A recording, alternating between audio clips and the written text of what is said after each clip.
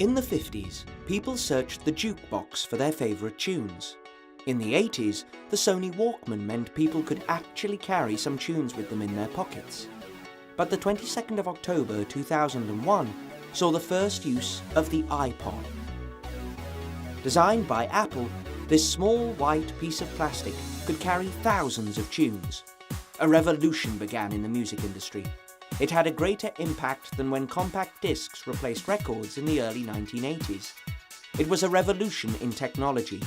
It was now practical to distribute music over the internet and turn personal computers, like the iPod, into digital jukeboxes. The iPod could hold thousands of songs. And, like Apple products, the iPod looked good too. It had touchwheel controls and white headphones. In the cities, it sent out a message saying, "I'm cool, I'm modern, and I've got up to 10,000 songs in my back pocket."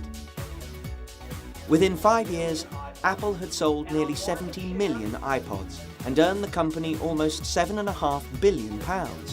Well over 1 billion tracks had been downloaded from the iTunes website. But the iPod was not just a toy for fashionable people. Schools and colleges began to see uses for it in the classroom.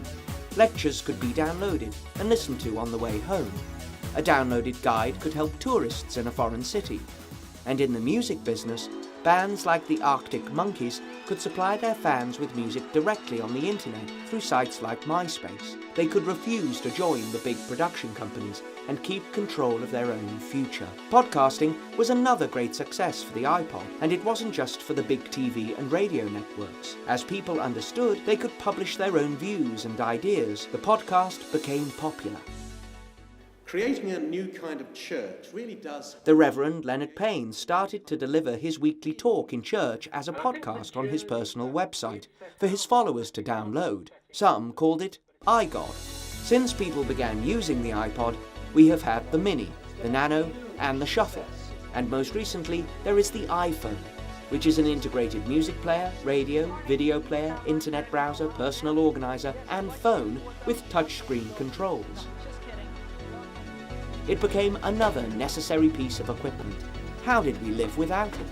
But in junk shops around the globe, the piles of unnecessary technology grow larger and larger. Perhaps those 2001 iPods will also be unnecessary in the near future.